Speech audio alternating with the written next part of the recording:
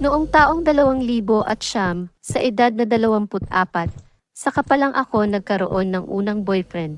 Dahil abala ako sa pag-aaral at trabaho, hindi ko nabigyan ng pansin ang mga nanliligaw sa akin. Hindi naman ako naghahanap ng gwapo, pero wala akong naramdaman kahit kanino. Hanggang sa dumating siya, bagong empleyado sa aming kumpanya. Unang kita ko pa lang sa kanya, may kakaiba na akong naramdaman. Para bang hinila ako ng isang hindi maipaliwanag na puwersa papalapit sa kanya. At ganoon din daw siya sa akin. Hindi nagtagal, naging kami. Isang taon ang lumipas, at sa panahong iyon, sobra akong minahal at inalagaan niya. Sweet, malambing, at mapagbiro siya, palaging pinapasaya ako at ginagawang espesyal ang bawat araw. Hanggang sa dumating ang gabi ng aming unang plano, ang gabi kung saan kami unang magiging ganap na magkasama. Pumasok kami sa isang hotel, tahimik ang paligid, parang walang gaanong tao. Sa unang tingin, ordinaryo lang ang silid, may kama, may tea, may banyo. Ngunit pagkapasok pa lang namin, may napansin na akong kakaiba sa kilos ng boyfriend ko. Hindi siya excited, hindi siya masaya, kundi takot. Tahimik siyang nagsindi ng sigarilyo at ipinatong ito sa ashtray. Ako naman, nakaupo lang sa gilid ng kama, hindi alam kung anong gagawin. Pero hindi ko maiwasang mapansin na panay ang sulyap niya sa banyo. Paulit-ulit. Para bang may inaabangan siya, maya-maya lang, bigla niyang sinabi. Alis na tayo. Mag-check out na tayo, nagulat ako.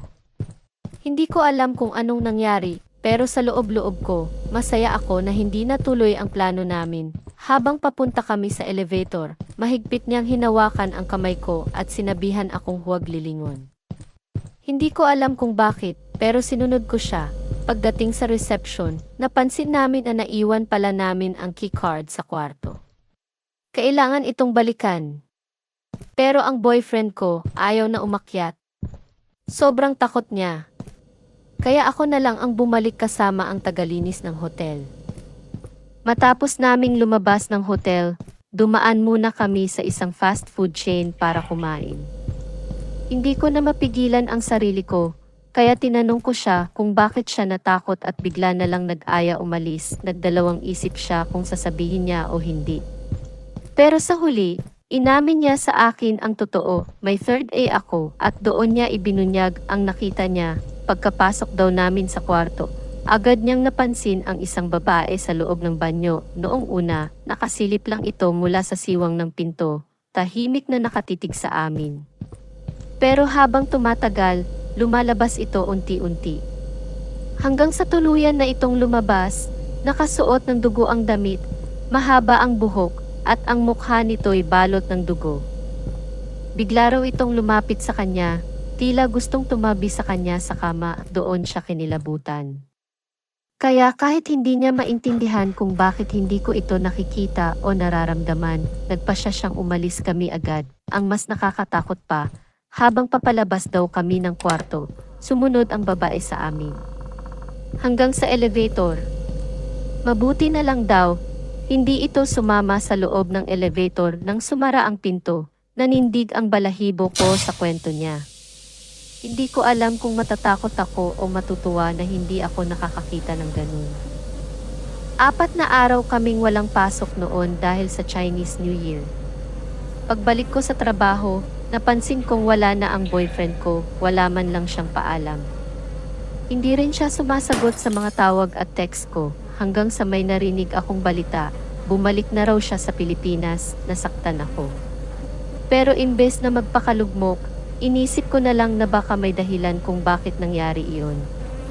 Lumipas ang panahon, nakamove on ako, nagkaroon ng bagong karelasyon at kalaunan, nag-asawa. 5 taon ang lumipas, nagkataon na nagkita kami ng dati kong katrabaho sa mall. Sa kanya ko nalaman ang isang nakakagimbal na balita tungkol sa dating kong boyfriend. Nalaman niyang magkalugar pala sila. Pero hindi niya ito kilala noon dahil bihira itong lumabas ng bahay. Doon ko narinig ang kwento na bumago sa lahat ng iniisip ko tungkol sa kanya. Ang dating kong boyfriend, may asawa na pala, pero ang nakakatakot. Pinatay niya ang asawa niya bago siya lumabas ng bansa. Matagal na palang nawawala ang babae. Noong una, inakala ng pamilya nito na sumama ito sa asawa papunta ng ibang bansa. Sa tuwing tinatawagan nila ang lalaki, ang palaging sagot ay nasa trabaho raw o natutulog ang babae. Pero isang gabi, napanaginipan ng ama ng babae ang kanyang anak. Sa panaginip, tinuturo raw nito ang likod bahay nila. Dahil sa panaginip na iyon, nagdesisyon ang pamilya na hukayin ang likod bahay. At doon nila nakita ang bangkay. Matagal na pala itong nandoon. Ngunit walang nakaalam. Hindi na ako halos makapagsalita matapos kong marinig ang kwento paano ito nangyari. Bakit niya iyon nagawa ayon sa mga nakakaalam ng kaso? Pinatay daw niya ang asawa niya dahil sa matinding selos. Nahuli niya raw ito mismo sa akto na may ibang lalaki at ang mas nakakapangilabot, sabi ng kaibigan ko. Kaya daw niya ako nagustuhan noon ay dahil magkahawig kami ng itsura ng dating niyang asawa.